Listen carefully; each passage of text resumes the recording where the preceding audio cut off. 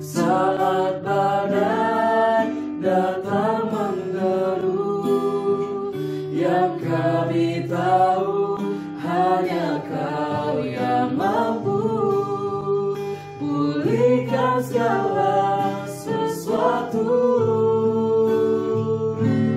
Kami perlukan keajaiban-Mu, kami butuhkan sentuhan tangan-Mu.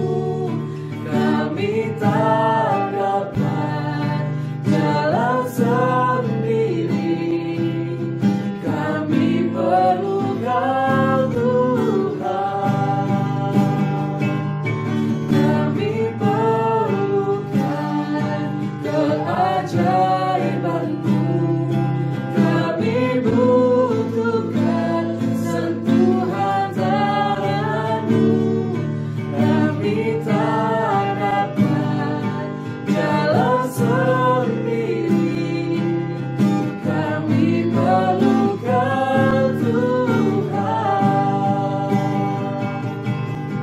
Kami perlukan Tuhan.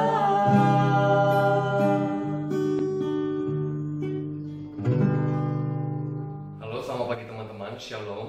Teman-teman, mari kita membaca firman Tuhan, membuka Alkitab kita. Firman Tuhan pada hari ini terambil dalam Lukas 1, ayatnya yang ke-13, kemudian ayatnya yang ke-18 sampai ayatnya yang ke-20. Lukas 1, ayatnya yang ke-13, kemudian ayatnya yang ke-18 sampai ke-20. Saya akan membacakan untuk teman-teman semua. Tetapi malaikat itu berkata kepadanya, "Jangan takut, hai Zakaria, sebab doamu telah dikabulkan dan Elisabet istrimu akan melahirkan seorang anak laki-laki bagimu. Dan haruslah engkau menamai dia Yohanes."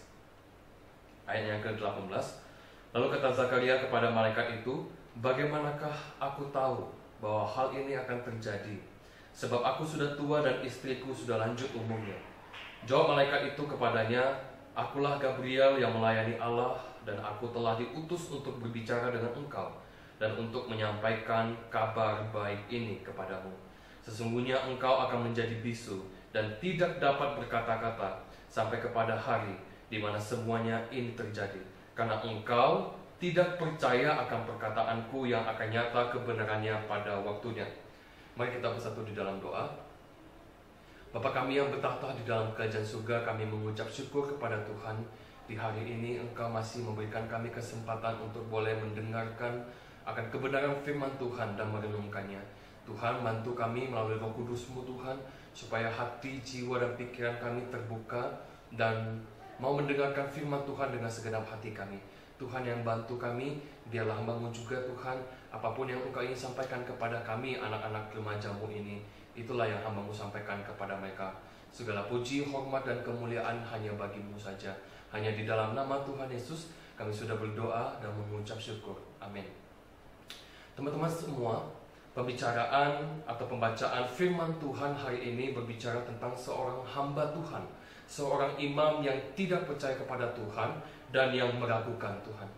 Teman-teman sekalian, dia adalah seorang imam yang melayani Tuhan.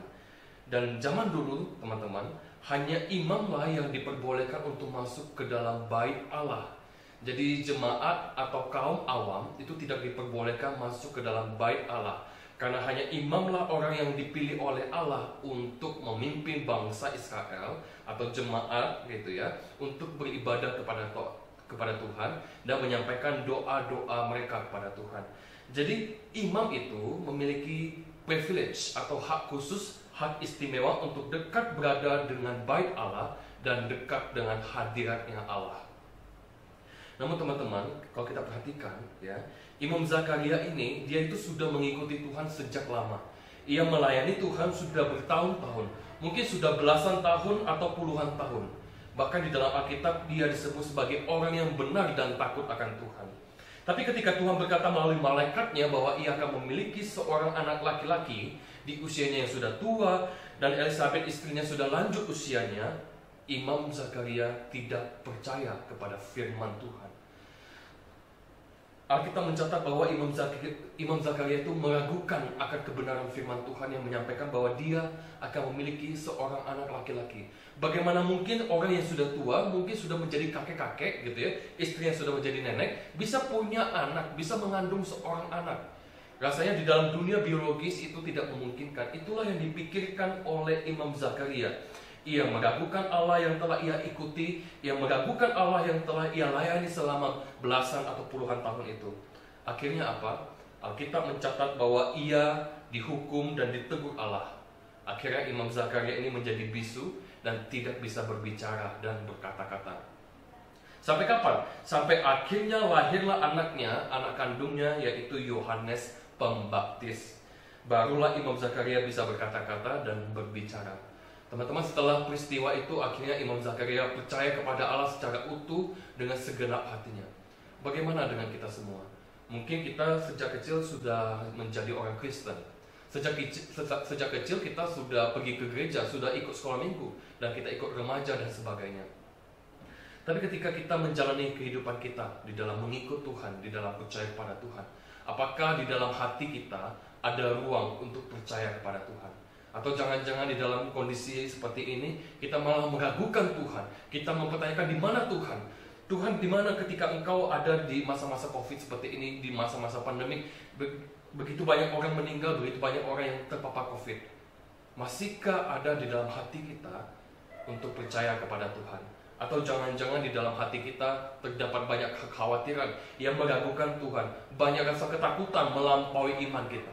Teman-teman, biarlah di dalam hati kita selalu ada percaya untuk selalu beriman kepada Tuhan. Mari kita bersatu di dalam doa. Bapa kami yang bertata di dalam kerajaan surga, kami sudah mendengarkan firman Tuhan. Firman Tuhan yang begitu sederhana dan simpel sekali mengajarkan kami untuk percaya kepada Tuhan di dalam segala situasi kehidupan kami. Bapa, ajarkan kami untuk tidak self-centered, tidak berpusat pada diri sendiri, tidak mengandalkan pengetahuan sendiri. Tapi kami mau belajar untuk mengandalkan Tuhan, bersandar penuh, bersandar secara totalitas kepada Tuhan.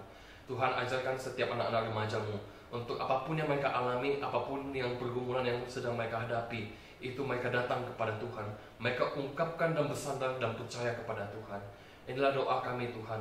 Hamba-Mu sudah berhenti berbicara, tapi biarlah firman Tuhan ini sekali lagi mengingatkan dan menguatkan setiap kami.